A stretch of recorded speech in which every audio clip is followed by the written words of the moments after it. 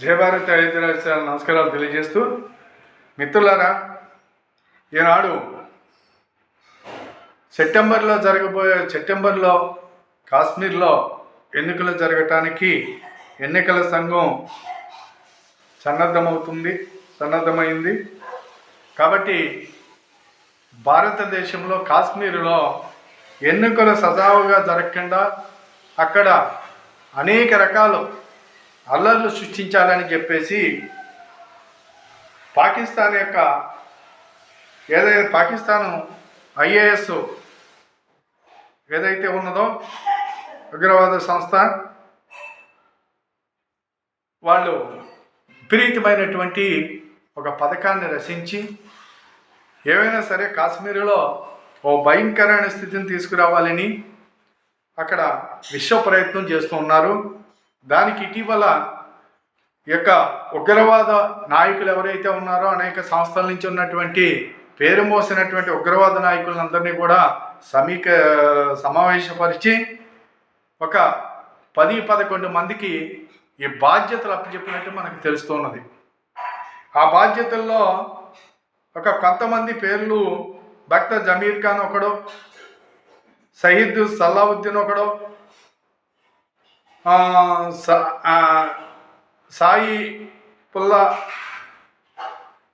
సహీవుద్దీన్ ఒకడు.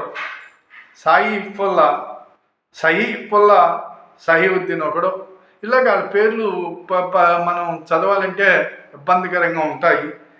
కాబట్టి ఈ రకమైనటువంటి 10-12 మందిని నరరూప రాక్షసులైనటువంటి ఉగ్రవాదులకి ఈ బాధ్యతలను అప్పచెప్పి కాశ్మీర్లో ఎన్నికలు జరగకుండా అక్కడ విధ్వంసం సృష్టించాలని చెప్పేసి పాకిస్తాను వాళ్ళకి ఈ రకమైనటువంటి ఒక పథకాన్ని రచించి అక్కడ అస్థిరత గురించి అన్ని ప్రయత్నాలు చేస్తుంది.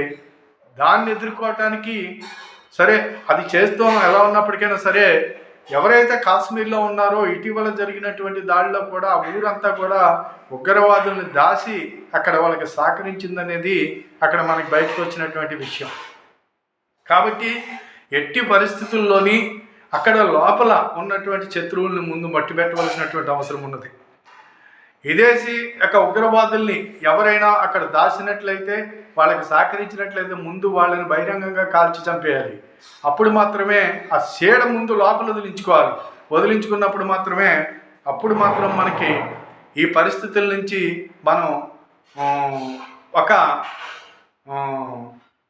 మంచి వాతావరణంలోకి మనం తేగలుగుతాం అనేది కూడా ప్రజలు భావిస్తున్నారు. ఖచ్చితంగా ఎవరైతే ఈ పాకిస్తాన్ చేసేటువంటి కుట్ర కోణాలు ఏవైతే ఉన్నాయో వీటిలన్నింటినీ తిప్పికొట్టడానికి కావాల్సింది ముందు లోపల ఉన్నటువంటి శత్రువుల్ని, లోపల ఉన్నటువంటి ఈ వాళ్ళకి ఆశ్రయం కల్పిస్తున్నటువంటి అక్కడ రాజకీయ పార్టీలైనా కావచ్చు, ఎవరైనా కావచ్చు, స్థానిక ప్రజలు ఎవరైనప్పటికైనా సరే దయాదాక్షిణ్యాలు లేకుండా వాళ్ళని ముందు కాల్చి చంపేయాలి.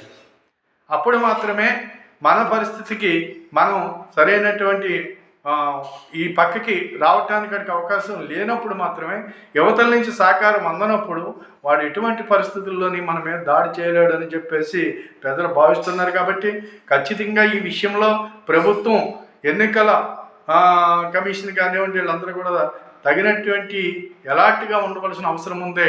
లోపల ఉన్నటువంటి ప్రభుత్వం ముందు లోపల ఉన్నటువంటి శత్రువులు ఎవరైతే ఉన్నారో వీళ్ళందరినీ కూడా ముందు వేరేసి వీళ్ళందరినీ జైల్లో పెట్టవలసినటువంటి, జైల్లో పెట్టడం, కాల్చి చంపేసే వాళ్ళని చంపేయటమే తప్ప వాళ్ళని జైల్లో పెట్టడం కూడా తప్పే.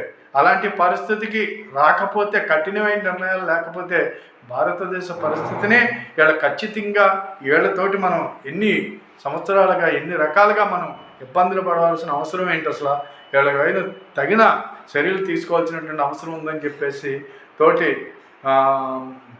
అవసరం ఉందని పాలకులందరికీ కూడా చేతులెత్తి నమస్కరిస్తూ, అలాంటి చర్యలకి కేంద్ర ప్రభుత్వం అలాంటి చర్యలకి ఖచ్చితంగా రూపకల్పన చేస్తుందని చెప్పి ఆశిస్తూ ఈ వీడియో 10 మందికి షేర్ చేయమని, సబ్స్క్రైబ్ చేయమని కోరుతూ సెలవు తీసుకుంటున్నాను. జై భారత్, జై హింద్.